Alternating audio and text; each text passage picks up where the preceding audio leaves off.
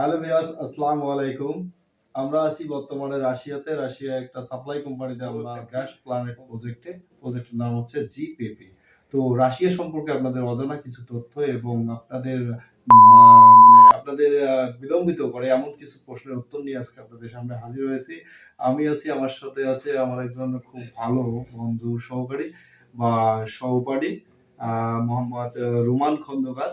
তার কাছ থেকে আমরা শুনবো কিছু প্রশ্নের উত্তর। রাশিয়ার ভিসা হচ্ছে কিনা, কোন কাজের ভিসাগুলো আমরা রাশিয়াতে পেতে পারি, আর ভিসা হলে থাকা খাওয়া কোম্পানি দিবে কিনা, আর সবচেয়ে যেটা ইম্পর্টেন্ট প্রশ্ন সেটা হচ্ছে যে যুদ্ধ পরিস্থিতি নিয়ে আসলে আমরা ভিসা নিয়ে আসলে আমাদেরকে যুদ্ধে ইনভলভ করার জন্য তারা কোনো প্রেশার ক্রিয়েট করে কিনা। আছি বর্তমানে এশীয় মহাদেশের মধ্যে সবচেয়ে বড় একটি গ্যাস প্ল্যানেটে। সেই প্ল্যানেটের নাম হচ্ছে জিপিপি প্রজেক্ট। রাশিয়ার মধ্যে বা এশিয়া ইউরোপের মধ্যে ধরতে পারেন। এশিয়া ইউরোপের মধ্যে সবচেয়ে বড়। এটা ইউরোপের সাইডে আছে। তো ইউরোপ মানে আমরা আছি আসলে একদম রাশিয়ার শেষ প্রান্তে, ইউরোপের খুব কাছে। তো আমাদের প্রশ্নগুলোতে এখন আমরা চলে যাব রোমান অন্ধকার ভাইয়ের কাছে। আমার সে একজন ভালো বন্ধু। আমার প্রথম প্রশ্ন হচ্ছে বর্তমানে রাশিয়ার ভিসা হচ্ছে কিনা একটু যদি বলতেন। ধন্যবাদ আমাকে এভাবে প্রশ্নগুলো করার জন্য এবং উত্তরগুলো দেওয়ার সুযোগ করে দেওয়ার জন্য। তো সর্বপ্রথম প্রশ্ন হচ্ছে যে রাশিয়াতে বর্তমান ভিসা হচ্ছে কিনা। তো এটা সম্পর্কে যদি বলি, হ্যাঁ বর্তমানে ভিসা হচ্ছে এবং তবে আগের তুলনায় কিছুটা কমে গেছে। কারণ এটা আমরা জানি, আমরা বাংলাদেশী হিসেবে আমরা যেখানেই একটু পা বাড়াই তো সেখানে জ্যাম হয়ে যায়। তো সেটার প্রেক্ষিতে যদি বলা যায় আগের তুলনায় অনেকটা জ্যাম হয়ে গেছে, যার কারণে ভিসা একটু সীমিত আকারে হচ্ছে, তবে হচ্ছে। আর এখন একটু বেশি কঠোর হচ্ছে, এম্বাসি থেকে কঠোর হচ্ছে। এম্বাসি থেকে 100% ভিসার ইন্টারভিউ দিতে হচ্ছে, প্লাস হচ্ছে ভিসা পাওয়ার পরও এয়ারপোর্টের একটা জটিলতা থেকে যাচ্ছে, বিশেষ করে ওয়ার্ক পারমিটের ক্ষেত্রে। আর স্টুডেন্ট ভিসার ক্ষেত্রে কমে গেছে রেশিও, কারণ হচ্ছে বিভিন্ন স্টুডেন্টদের অনেক নানান ধরনের জানি না, এটা বিষয় না বলি, ওয়ার্ক পারমিটের বিষয়টা নিয়ে কথা বলি। ওয়ার্ক পারমিটের ভিসাগুলো হচ্ছে এবং একটু সীমিত আকারে হয়ে গেছে। আর এখন ভিসা হওয়ার পরও আমরা নিজে চোখে দেখা এবং শোনা যে 17 জন এসেও কিন্তু এয়ারপোর্ট থেকে ফেরত চলে গেছে কিছুদিন আগে। তো এটার এখনো কোনো কারণ দর্শাতে পারে নাই ইমিগ্রেশন, এবং যারা ফেরত চলে গেছে তারাও বা এই ধরনের কোনো কিছু নিশ্চিত করতে পারেনি তাদের কারণ কি ছিল আসলে, মানে ফেরত পাঠানোর। আর এখন ভিসা রিজেক্টও হচ্ছে যতটুকু শোনা হয়েছে আমার এ পর্যন্ত। তবে ইনভাইটেশন একটু লেট হচ্ছে, মোটামুটি 5-6 মাসের একটা প্রসেসিং টাইম নরমালি যদি বলি। তারপরে ভিসা হলেও এখন একটা চান্স আছে এই পর্যন্ত আর কি, বাট নেক্সটে কি হয় বলা যাচ্ছে না আর কি। আচ্ছা, ওকে, ধন্যবাদ। ওই 17 জনের বিষয়ে আমরা পরবর্তীতে একটু আলোচনা করব, কিন্তু এখন আমার প্রশ্ন হচ্ছে কোন কাজের বিষয় আমরা ভিসা পাচ্ছি এই বিষয়টা যদি শর্ট করে বলতেন। ধন্যবাদ। কাজের ভিসা হচ্ছে আমাদের শুধু একটাই প্রথমে বুঝতে হবে, ওয়ার্ক পারমিট। ওয়ার্ক পারমিট বলতেই বোঝায় কাজের ভিসা। এখন কোন সেক্টরে আমাদের কাজগুলো হবে সেটা নির্ভর করে হচ্ছে আপনি কোন এজেন্সির সাথে যোগাযোগ করছেন এবং তাদের কাছে কোন ধরনের কাজের ডিমান্ড রয়েছে।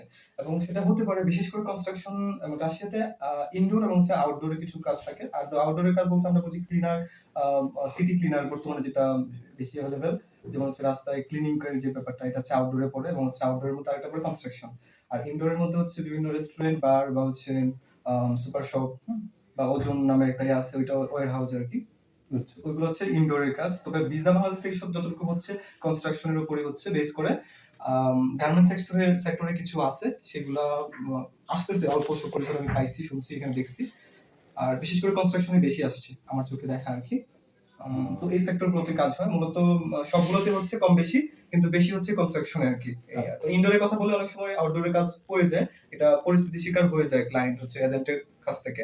এখন এজেন্টের উপর মনে হয় বেশিরভাগ ক্ষেত্রে এজেন্টরা ডিমান্ডগুলো পায় কনস্ট্রাকশনেরই, মানে এই আর কি। আর ইনডোরের কাজের বেশি একটা ডিমান্ড পায় না, তারপরেও যদি পায় এখন বর্তমানে ডিমান্ড পাচ্ছে এবং আসতেছে দেখলাম। তো আমি রাশিয়ার যে কনস্ট্রাকশন সাইডের কাজেই থাকা খাওয়া কোম্পানি বহন করে কিনা এই বিষয়টা। শুধু কনস্ট্রাকশনের জন্য না, রাশিয়াতে বা হচ্ছে রাশিয়াতে একটা ইউরোপের মধ্যে বেশিরভাগ ইউরোপে পড়ছে, এবং বিশেষ করে আমরা কিন্তু ইউরোপের সাইডে আছি। তো রাশিয়াতে মোটামুটি ম্যাক্সিমাম হচ্ছে থাকা কোম্পানি দিয়ে থাকে, খাবারটাও দিয়ে থাকে। কোনো ক্ষেত্রে কিছু ক্ষেত্রে খাবারের টাকাটা তারা দিয়ে দেয়, সেটা স্যালারির মধ্যে অ্যাডজাস্ট করে নেয়। এমন কারণ হচ্ছে কিছু সাইট আছে যে রাশিয়ান খাবারের কারণে তারা টাকা দিয়ে দেয়। আবার কিছু জায়গা আছে অনেকগুলা বাংলাদেশি থাকে বা ইন্ডিয়া থাকে, তাদেরকে হচ্ছে দেখা গেছে যে কোম্পানি থেকে খাবার প্রোভাইড করে থাকে। তবে ম্যাক্সিমাম ক্ষেত্রে খাবার টাকা দিয়ে থাকে।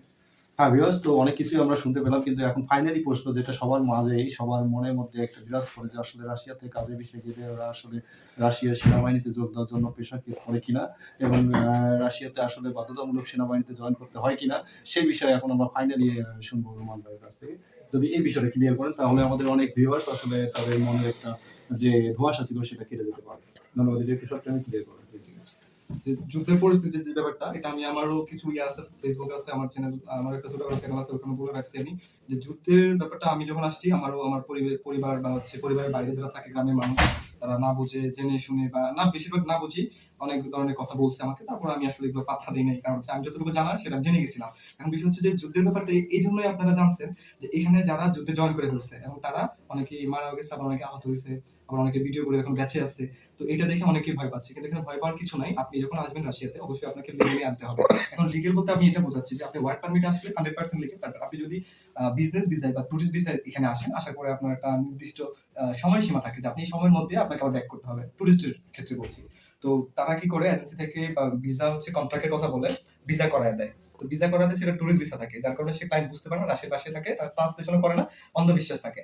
তো কিছু কিছু মানুষ আবার জানে, জেনে শুনেও আসে, কারণ হচ্ছে তাদের উদ্দেশ্য থাকে এরকম। আবার কি হচ্ছে যে জানে না, না জেনে চলে আসে। তো এই মিক্সের মধ্যে আসার পরে এখানে যখন পরিস্থিতি বুঝতে পারে যে তার কোনো থাকার কোনো সিস্টেম নাই, হ্যাঁ, এখানে রাশিয়াতে অবৈধভাবে থাকার কোনো সিস্টেম নাই, সুযোগ নাই। তো সেই ক্ষেত্রে কি করে, রাশিয়াতে বিলবোর্ড দেওয়া থাকে বিভিন্ন ইউনিভার্সিটিতে, সব জায়গাতেই সেনাবাহিনীতে জয়েন করে, যেহেতু তাদের লোকের প্রয়োজন আছে ফ্রন্ট সাইডে কাজে দেওয়ার জন্য। তো মোটামুটি ভালো একটা লোভনীয় অফার থাকে, কিন্তু কেউ কাউকে ফোর্স করে না, রাশিয়ান সরকার কাউকে জোর করে না। ইভেন হচ্ছে তাকে হয়তোবা একটা ভালো একটা অ্যামাউন্ট দেয় তার জীবনের ঝুঁকি নেওয়ার ফলে। তো এই জন্য তাকে টাকা মাসিক বেতন, তারপর হচ্ছে এককালীন একটা বড় অঙ্কের টাকা, এবং হচ্ছে পরিবারের দেখভাল, তারপর হচ্ছে এখানে নাগরিকত্বের একটা ব্যাপার-স্যাপার থাকে। তো এগুলার ফাঁদে পা দিয়ে মানুষে অনেক সময় লোভে পইড়া যায়।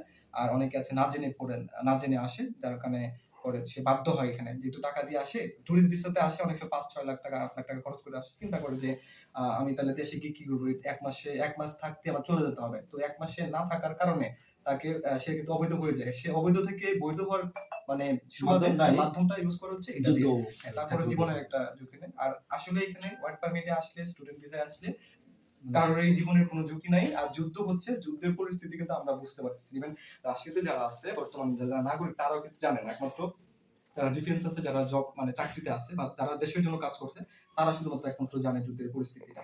আর আমরা যেখানে আছি, এখানে যদি কোনো হামলা বা কোনো ধরনের তারা আভাস পায়, সেক্ষেত্রে আগে থেকে মেসেজ দিয়ে জানিয়ে দেয় আরকি যে এখানে হতে পারে কোনো একটা ঝামেলা। সতর্কবাণী দিয়ে দেয়। তো যুদ্ধ নিয়ে আসলে ভয় পাওয়ার কিছু নাই। আমরা আছি, সেফ আছি, খুব সুন্দর স্বাভাবিকভাবে আছি। আমাদের জন্য দোয়া করবেন। আশা করি আমরা ভালো কিছু করতে পারবো জীবনে। আর যুদ্ধ নিয়ে কারো মাথা ব্যথা হওয়ার কিছু নাই। ধন্যবাদ। হ্যাঁ, সবাইকে ধন্যবাদ। তো আসলে যুদ্ধ নিয়ে যাদের অনেক ধোঁয়াশা ছিল আশা করি কেটে গিয়েছে। এখানে যারা ওয়ার্ক পারমিট বিষয়ে আসে তাদেরকে কখনোই যুদ্ধের জন্য ইনভলভ করার চেষ্টা করা হয় না রাশিয়ার সরকারের পক্ষ থেকে। যদি তার ইচ্ছা না থাকে বা সেরকম কোনো সিম্পটম আমরা এখন পর্যন্ত কাজের মাধ্যমে বা যেকোনো ওয়ের মাধ্যমেও আমরা এখন পর্যন্ত সেরকম কোনো সিম্পটম পাইনি। তো সবাইকে ধন্যবাদ। আমাদের চ্যানেলটি নতুন। রাশিয়া সম্পর্কে আরো অনেক উন্নত আপডেট আপনাদের সামনে নিয়ে আসবো। আরো অজানা কিছু তথ্য আপনাদের সামনে শেয়ার করব। তো আমাদের চ্যানেলটাকে অবশ্যই সাবস্ক্রাইব করে লাইক দিয়ে আর সামনে কিছু এগিয়ে যদি দিন। কারোর যদি আর যদি কোনো প্রশ্ন থাকে হ্যাঁ, সব এটা প্রশ্নটা অবশ্যই। আমাদের বলা হয়, উত্তর দেওয়া যদি হয়নি। রাশিয়া সম্পর্কে আরো কিছু জানার ইচ্ছে থাকে বা প্রশ্ন থাকে অবশ্যই কমেন্টে আমাদেরকে নক দিবেন। আমরা আপনাকে নেক্সট ভিডিওতে আপনাদেরকে জানানোর চেষ্টা করব। ধন্যবাদ।